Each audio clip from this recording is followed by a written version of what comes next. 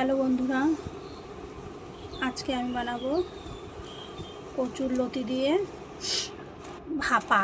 কলা পাতায় ভাপা বলতে পারেন বা পাতুরি বলতে পারেন, যেটা খুশি।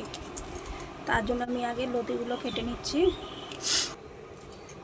আপনারা প্রথম থেকে শেষ পর্যন্ত ভিডিওটা দেখবেন, স্কিপ না করে। আর রমাস কিচেনের সঙ্গে থাকবেন যারা ইউটিউব থেকে দেখছেন। আর শেষ পর্যন্ত ভিডিওটা দেখে যদি আপনাদের ভালো লাগে তাহলে অবশ্যই লাইক, কমেন্টস, শেয়ার করবেন, সাবস্ক্রাইব করে দিয়ে বেল আইকনটি দাবি রাখবেন, সঙ্গে থাকবেন।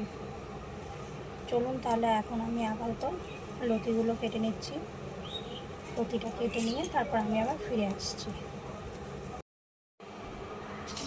এই যে আমি লতিগুলো কেটে মাখিয়ে রেখেছিলাম। এবার আমি মশলাটা পেস্ট করে নেব। আমি বলেছি আজকে আমি কলা পাতায় লতি রান্না করব। তার জন্য এই যে রসুন দিলাম,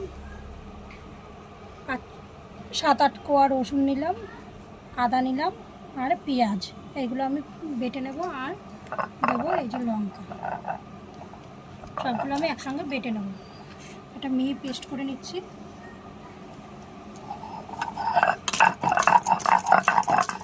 আর তার সাথে আমি কুচিয়ে নিয়েছি যে পেঁয়াজ কুচি কিছুটা নিয়েছি, কিছুটা টমেটো কুচি নিয়েছি। এগুলো আমি পেস্টের সাথে অ্যাড করব।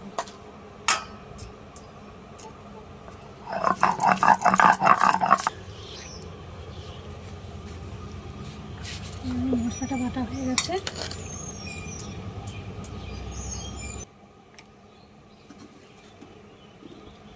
এবার আমি একে একে আদা, পেঁয়াজ, রসুন, কাঁচা লঙ্কা সব এর মধ্যে দিয়ে দিলাম।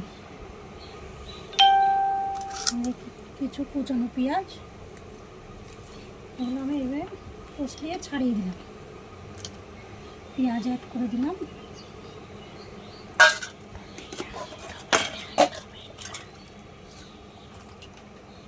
এর মধ্যে আমি দিচ্ছি হলুদ, একটু হলুদ দিয়ে দিলাম।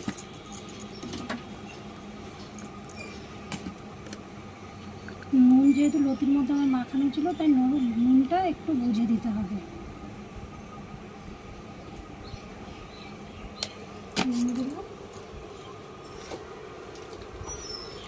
অল্প করে জিরার গুঁড়ো দিচ্ছি, 1 চামচ মতো। একটু চিনির দানা দিয়ে দিচ্ছি।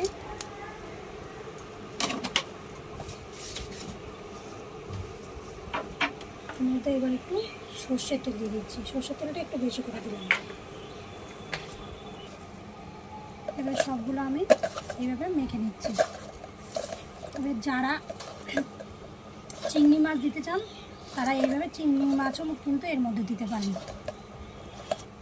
এভাবে ডাইরেক্ট চিংড়ি মাছটা দিয়ে দেবেন। চিংড়ি মাছটা কিন্তু ভেজে দেবেন না, কাঁচাই একটু নুন হলুদ মাখিয়ে এইভাবে মিক্সড করে দিয়ে দেবেন। এবার আমি কলা পাতাগুলো ধুয়ে রেখেছি, কলা পাতার মধ্যে আমি এইগুলো দিয়ে দেবো।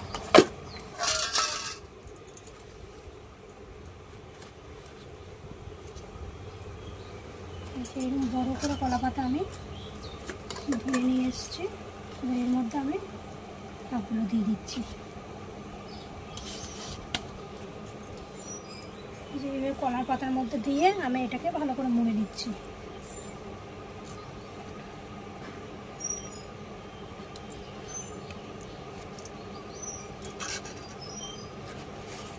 আরেকটা কলা পাতার মধ্যে এইভাবে আমি মুড়ে নেব, যেন পুরোটা সুন্দরভাবে মোড়ানো যায়, ভেতর থেকে যেন কিছু না বেরিয়ে আসে। একটা সুতো দাও। এবার আমি সুতো দিয়ে এটাকে বেঁধে দিচ্ছি যেন খুলে না যায়, তাই।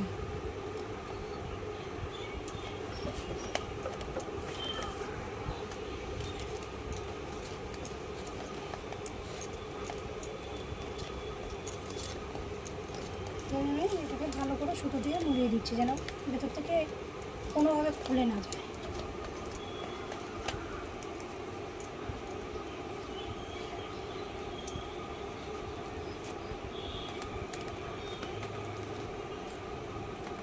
সুতোটা একটু বেশি করেই দেবেন।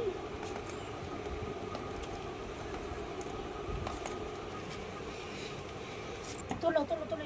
আমি যেহেতু কড়াইয়ের মধ্যে করবো তাই আমি কড়াইটা ধরিয়ে দিলাম, গ্যাসটা ধরিয়ে দিলাম, কড়াই বসিয়ে দিয়েছি।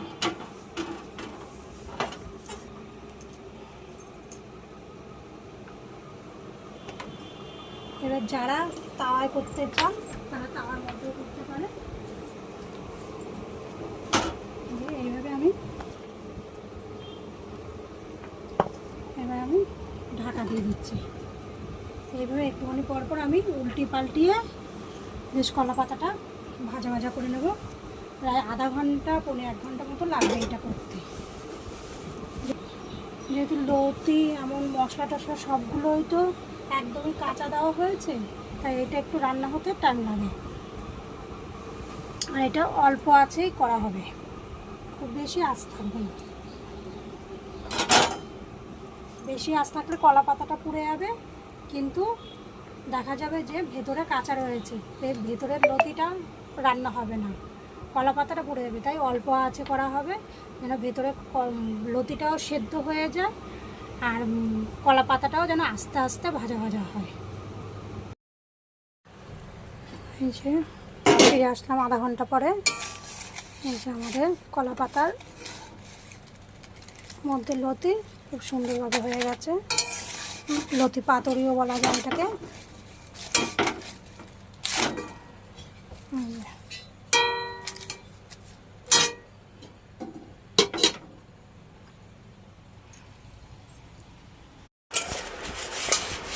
এই যে আমি কলা পাতার পাতুরিটা এবার নাবিয়ে ফেলছি, নাবিয়ে দেখাচ্ছি কেমন হয়েছে।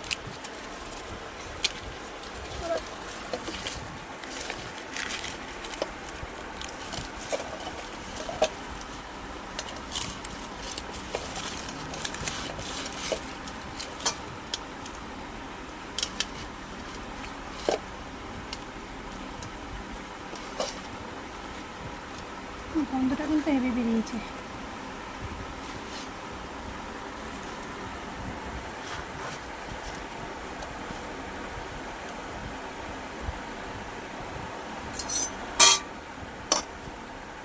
দেখুন লতিটাও কিন্তু হয়ে গেছে, খুব সুন্দরভাবেই হয়েছে।